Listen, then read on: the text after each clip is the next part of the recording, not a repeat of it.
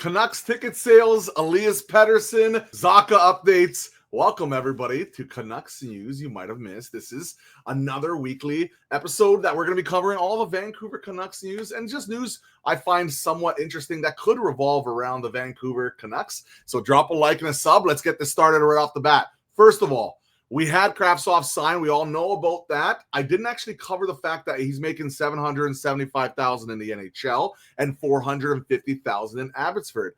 So that's just something to keep an eye on. Now, a lot of people were talking about the Peter Ekholm. He had a great article on Elias Pettersson, and this is what Pettersson had to say. I put on a little muscle. It's always about building basic strength that will turn into a speed and agility.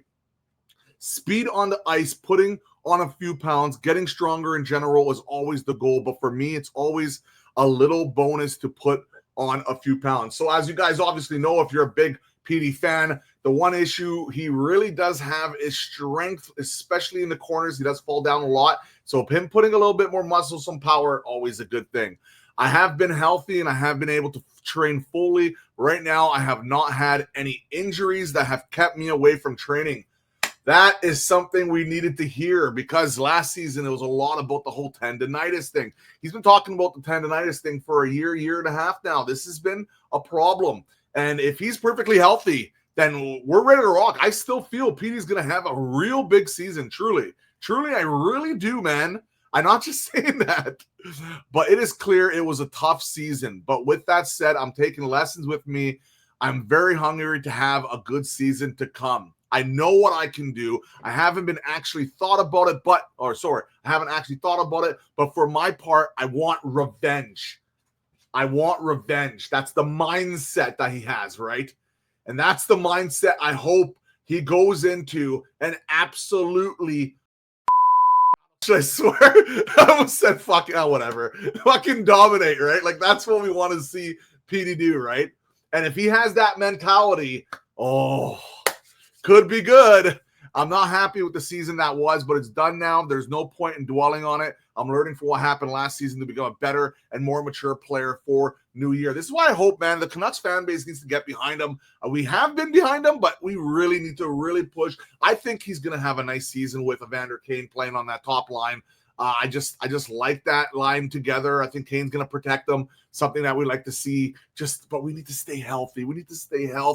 So great article. Go check that out from Ekholm. Next up, the Canucks ticket sales are on sale. Excited? I'm only a little excited. The ticket prices are crazy. I looked at the home opener right now because this was on August 7th. I looked at the home opener right now. It's around $150 Canadian per ticket for like not great seats. And for the Oilers game, it's like $170, $180. Again, not the greatest seats. Like the ticket prices are crazy. And this is with taxes and fees and all that crap that Ticketmaster has. Hey, we got new seats, baby. We got new seats. I don't know, man. We have a serious conversation here, just for like 30 seconds here. It's getting way too expensive to go to hockey games. It really is. Like the average Joe probably doesn't want to go and spend $150 to $200 per ticket, or even if it's $130, $120, for an average game, and then have to buy a second one because you're not going to probably go alone, right? So you're probably going to a family member or friend. So that's like $200, $240, $250. The actual food inside is from $10, $20, $30, drinks and all that, and they're $50. Parking's like $40 to $45. Like it's like you're going to one Canucks game, you're spending $400. Like that's just crazy. It's crazy. The prices have gone way too much. Like I don't know, man. I don't know if that's a hot take or not, but it's ridiculous. All right, we have a new director of content and socials. Hey, Tyson, hit me up, buddy. Hit me up. I'll join the crew. Let's do some content together. No, he's the new director for content for the Canucks Sport and Entertainment.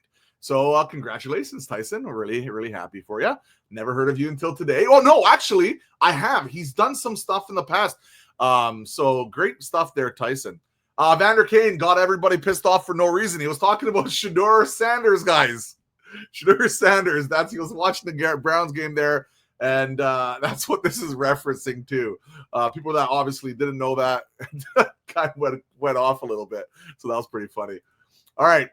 Jay Fresh, he's talking about Petey a little bit. He said, considering all discourse that surrounds him, it's interesting to me that Elias Pettersson, 5 versus 5 chance numbers are more consistent than basically anybody in the league in the past 7 seasons. So that's quite interesting. And also Hoglander, great guy.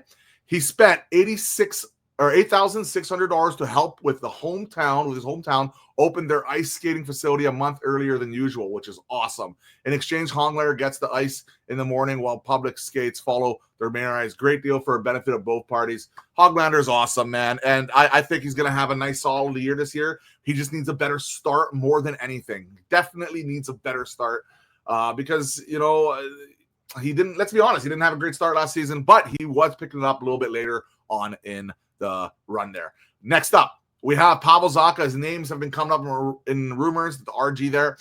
So this is NHL Rumor Report. He basically just goes around. He's really struggling with summer content now because he has to go back and forth a lot of old stuff. But overall, he does a really good job. And he just kind of summarizes people's tweets and information that comes out. And one of the things he did is he mentioned from RG again, the trade rumors continue to surround Boston Bruins with Korpisalo and Pavel Zacha's names consistently coming up. So Zacha, this is someone I've been talking about for God knows how long. I think he's a target for Vancouver. I don't think it's going to be as expensive. I think Zacha would be a good fit for Vancouver. He can probably put up around 50, 60 points, and he can do that second line center position, which we desperately need. I have no issue going after Zacha, none whatsoever. And I hope they do it. I hope they go pick him up. But the question is, how much would it cost? What's the trade value there? And just in general, is this someone in the long term we want to keep around? He's not too old, so that's good. I don't know. It's an interesting one, and people have been debating this for a little while. So that's Canucks news you might have missed. Thank you guys for watching. Drop a like and a sub. Leave a comment. I'm very active in the comment sections. I want to know what you guys feel about the news so far, especially about Petey, the whole revenge situation. I want to know. Thanks so much, guys. Adios. By the way, rocking my Luigi hat today. I think it looks amazing.